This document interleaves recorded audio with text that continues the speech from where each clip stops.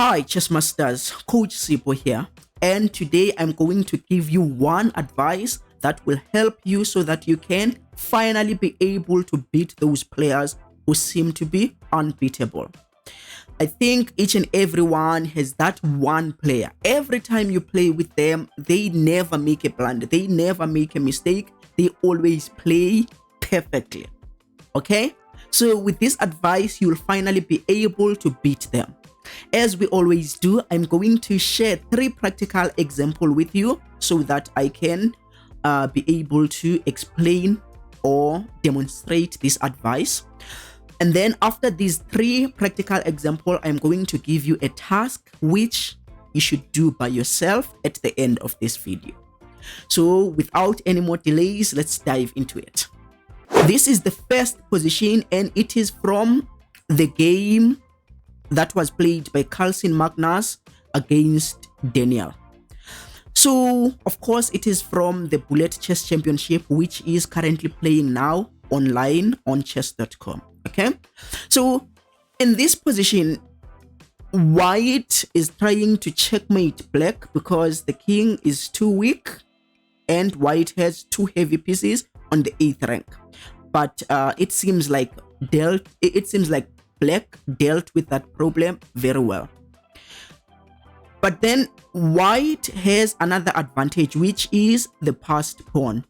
If black is going to prevent white from checkmating the black king, then white will try to push the pawn to the end of the board, and this is called the principle of 2 weaknesses. Okay, so in most cases, if you are only attacking one weakness, your opponent will be able to deal with that one weakness. But then in order to win the game, you need the second weakness, but we won't spend more time on this because it is not today's topic. I don't want to get out of topic, but I promise in future I'm going to explain the principle of 2 weaknesses in detail.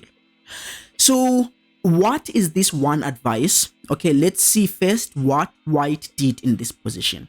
White played the pawn to c6. Of course, white cannot checkmate at the present moment, so white is trying to realize his other advantage, which is the passed pawn. So white played the pawn to c6.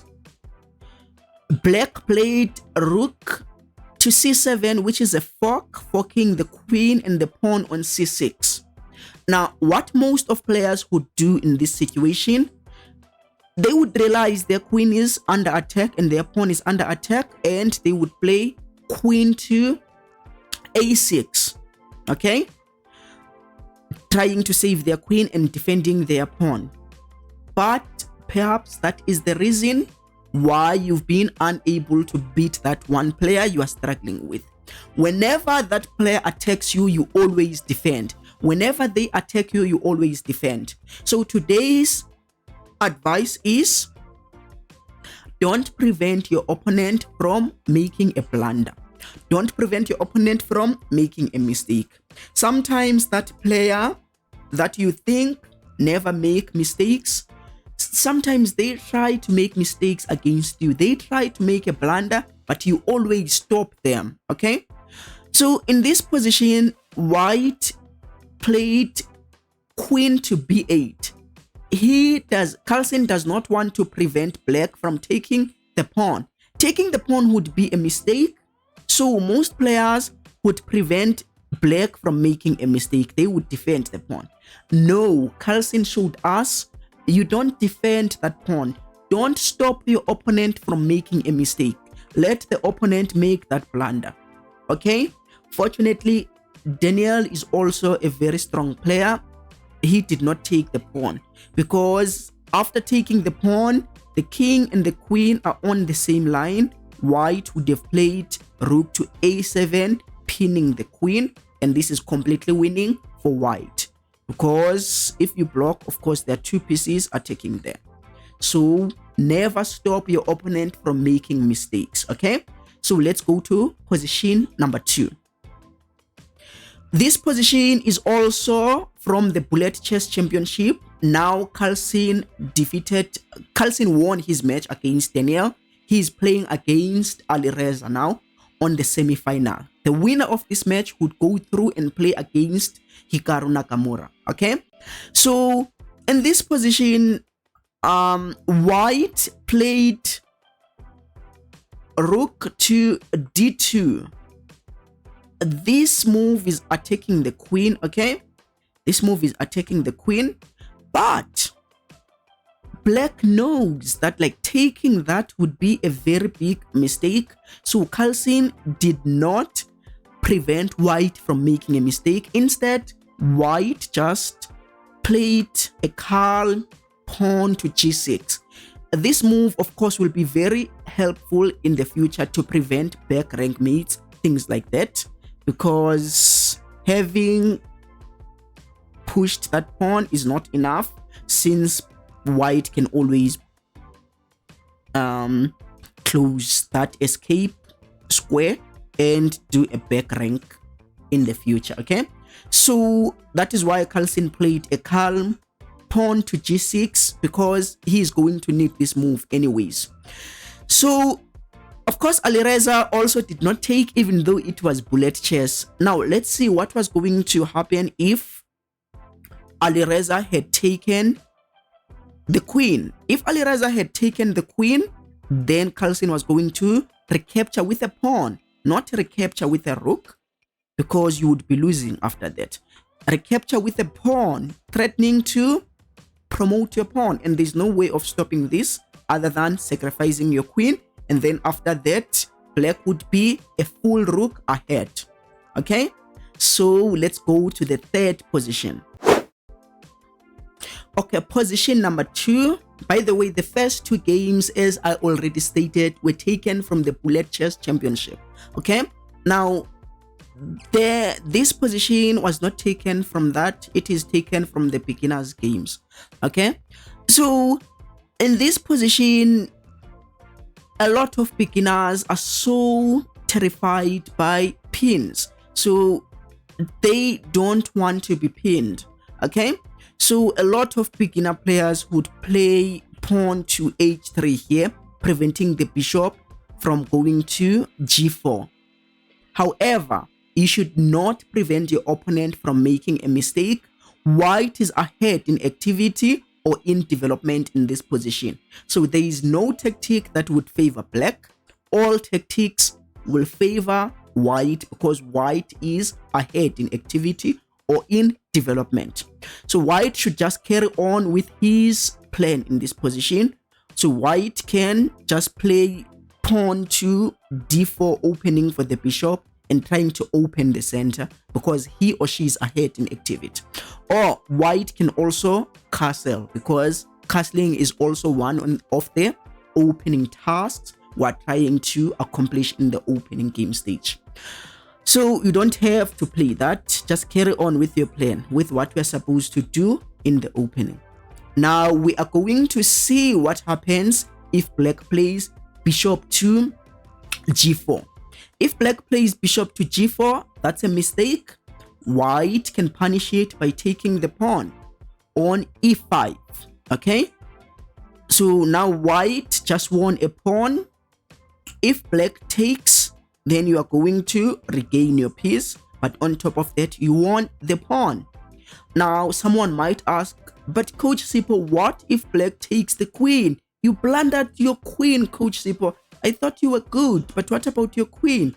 Okay, now if black takes your queen, you are going to simply play bishop f7, and there is an unstoppable checkmate after knight to d5. That's a checkmate. But white was never gonna be able to checkmate black if he or she had stopped black from playing the bishop to g4. So never prevent your opponent from making a mistake. Okay, now that we are done with these 3 practical examples, what can we conclude from this? What can we conclude from all this is that whenever the opponent attacks you, you should not automatically defend. Okay, you must try to figure out what happens if the opponent actually carries on with what he or she wants to do. Okay, can you trap him in a way? Can you try to trap them or do something? But don't always react if you always react when you play chess, then your opponents will always harass you. They will always take advantage of you. Okay, so when someone attacks you, try to counter attack or just ignore them and try to punish them if they go ahead and take your material. Okay, now let's go to our task for today. Of course, I will try to guide you a little bit. This position comes from the Queen's Gambit declined variation. Okay, let's rewind the moves here. This is a very, very typical opening. The Queen's Gambit declined variation. Queen's Gambit, okay, black declined it because black did not take that pawn. Now white puts more pressure on that pawn. Black will try to defend that pawn. Now after bishop to g5, which is a very typical move, and it's a good move, I'm not saying it's a bad move. After bishop to g5, it seems like white is putting too much pressure on that pawn, and white is pinning that knight. Of course, you can play the simpler solution is to play bishop to e7. Let's say if take, this pawn still has enough defenders, the pawn and the queen. But you can tempt your opponent into going for the wrong plan, or try to not stop your opponent from making a blunder. You can actually play knight d7 here.